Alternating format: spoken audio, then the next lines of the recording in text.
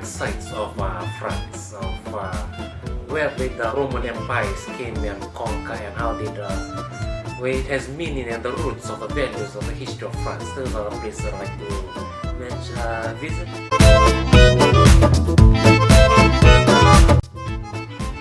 I visited Couchon.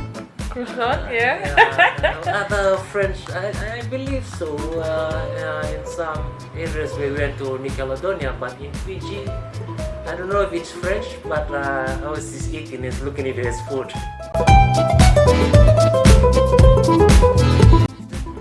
Bon appetit. I'm still practicing my French.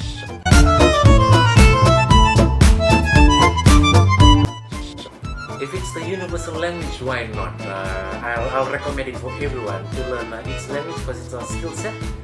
And knowing that French is also used in Pacific Islands, like in Vanuatu, in New Caledonia, in Wallis and Futuna. Hi, this is Leslie Tikotikoca, and this is my France.